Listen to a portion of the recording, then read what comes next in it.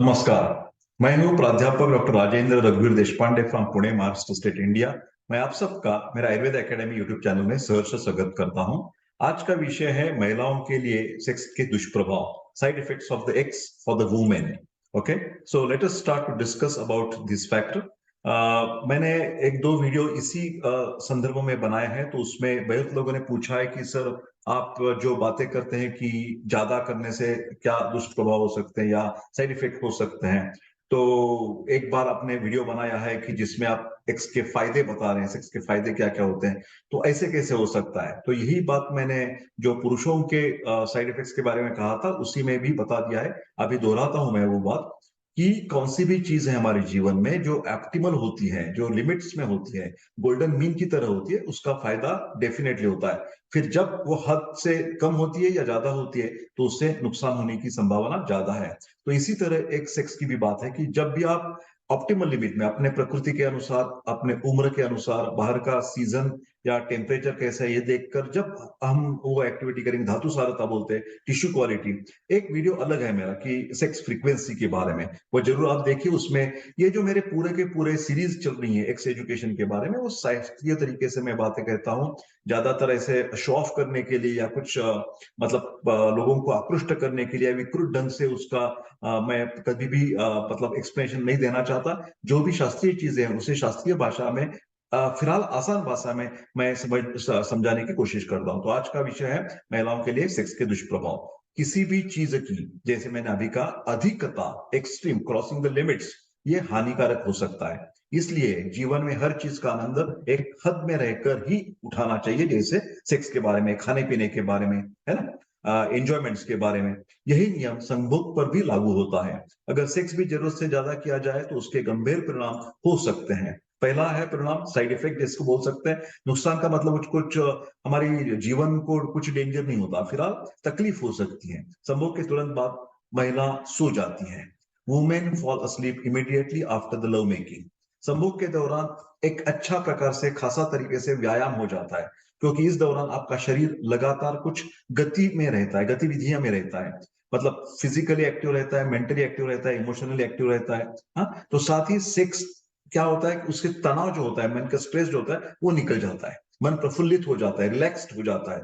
तो ये इसके बाद इस कारण, ये बहुत बहुत सारे कारण के उसका इफेक्ट क्या हो जाता है, बाद में नींद आने की ज्यादा, मतलब वो स्त्री नींद लेती है, अच्छी तरह से सो पाती है।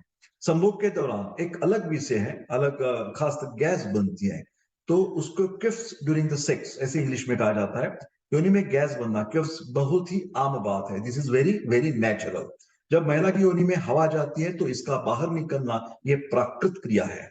लेकिन जब यह हवा निकलती है तो एक प्रकार का आवाज होती है, जैसे कि गैस में भी होती है, लेकिन इसमें सिर्फ यह अंतर है, फर्क है कि यह हवा योनि से निकलती है। ठीक है, इसमें आपको शर्म महसूस करने की कोई भी जरूरत नहीं है। यह एक प्राकृतिक क्रिया है और अधिकतर महिलाओं में यह पाई जाती है, दिखी जाती है। तीसरा मुद्दा आता है कि सेक्स के बाद दर्द का अनुभव हो सकता है। Pen after the intercourse. Sex के दौरान या बाद में, और खास तौर पर तो पहली बार सेक्स करने के बाद एक दर्द का अनुभव हो सकता है। जननांग संरचना में, ये जो हमारी फीमेल रिप्रोडक्टिव सिस्टम होती है, जो जननांग होते हैं, उसकी जो एनाटॉमी है, संरचना है, वो नाजुक और जटिल होते हैं। It's very delicate this type of the organs. इसलिए अगर इनमें नमी नहीं होगी तो आपको परेशानी होगी। अत्यधिक कठोर तरीके से सेक्स करना भी एक दर्द का कारण हो सकता है।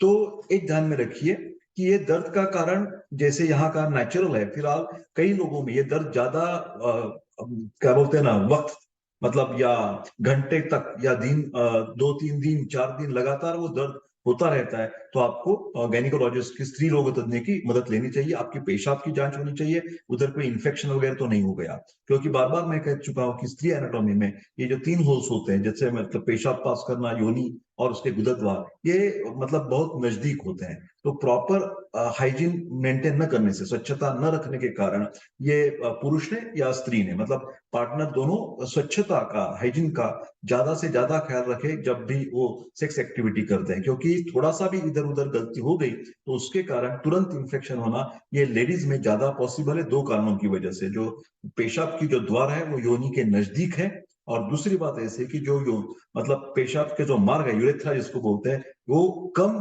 लेंथ का होता है स्त्रियों में, पुरुष में ज्यादा लेंथ का होता है। तो कम लेंथ होने के कारण तुरंत इन्फेक्शन ब्लैडर तक या पूरे किडनी तक फैल सकता है, और उसके कारण urinary tract infection is a very common during the honeymoon period also. That means that's why that also called as a honeymoon cystitis. तो हनीमून आने के बाद कई स्त्रियों में ऐसा बुखार आना या पेशाब को जलन होना, ऐसी तकलीफ, दर्द होना, उस टाइम को डिसयूरिया बोलते हैं, पेनफुल बिक्चुरेशन, कई कबार ब्लीडिंग भी होता है। तो इसका एक तुरंत आप पैथोलॉजिकल लैब में जाकर पेशाब की जांच करवाए, और कुछ भी इन्फेक्शन लगे तो तुरंत गायनिकोलॉजिस्ट के पास जाकर या आयुर्वेद वैद्यों के पास जाकर एंटीबायोटिक हो या आयुर्वेदिक दवा हो लेनी चाहिए आपको। चौथा एक फैक्टर है कि योनि के बाद योनि स्त्राव होता है सेक्स के बाद। Female fluid releases after the sex, that is very natural. संभोग के बाद योनि से एक तरल पदार्थ निकलता है, ये कोई दुष्प्रभाव नहीं है। This is very natural type of the secretions. Okay, वास्तव में महिलाओं में बहुत कम मात्रा में ये योनि स्त्राव होता है, लेकिन जब कभी कभार अधिक मात्रा में हो, इट्स प्रोफ्यूज डिस्चार्ज होता है, तो ये चिंताजनक बात है। उसी टाइम भी आपको डॉक्टर को दिखाना पड़ेगा, क्योंकि कई कबार क्या हो जाता है, intercourse is only the supporting reason, ये मतलब मूल कारण नहीं हो सकता। कई कबार स्त्रियों को पहले से ही कुछ अंदर के जो ऑर्गन्स होते हैं, जैसे सर्विक्स होता है, यूटेरस होता है, उसमें कुछ इन्फेक्शन हो, जैसे वजानाइटिस हो, जैसे सर्विसाइटिस हो, सर्वाइकल इरोजन हो, कुछ पहले से ही धुपनी जिसको बोलते हैं, ल्यूकोरिया जिसको बोलते हैं, पहले से ही कुछ तकलीफ है, वाइट डिस्चार्ज होता है, और उस टाइम आपने ये मतलब सेक्सुअल एक्टिविटी की, तो वो जो पुरानी वाली बीमारी है वो ज्यादा फैल सकती है, और उसका ज्यादा मतलब खराबी योनि स्त्राव के द्वारा दिखाई देती है। कई कबार योनि स्त्राव व्हाइट होता है, ब्राउन कलर का होता है, रेड टिंज उसमें आ सकती है, ब्लीड हो सकता है। तो ये सभी चीजों के लिए आप तुरंत डॉक्टर के पास जाना बहुत ही जरूरत है। ठीक है। सेक्स के दौरान मूत्र मार्ग संक्रमण, जैसे मैंने अभी अभी पूरा डिटेल उसको बता दिया है, तो इसके मैं दोहराता नहीं हूँ। Urinary tract infection during the intercourse, UTI जो है ना, जो मूत्र पथ के संक्रमण है, जो किसी के साथ भी हो सकता है। हालांकि अगर आप यौन रूप में सक्रिय महिला हो तो आपको आपको ये होने की संभावना अधिक होती है।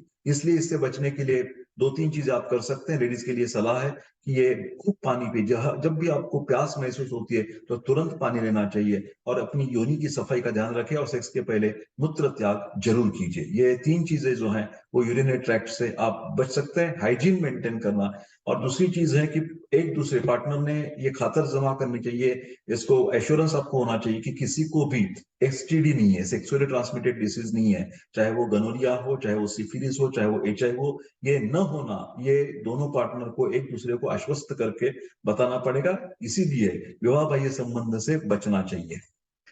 So I hope that you like this video, which explains about the female problems after the excessive or after the sexual activity. So I wish if anybody has this type of the sexual problems like erectile dysfunction, premature ejaculation, infertility, स्वप्न दोष, तो तुरंत आप paid online consultation के लिए Ayurveda academy से ये WhatsApp के द्वारा संपर्क कर सकते हैं।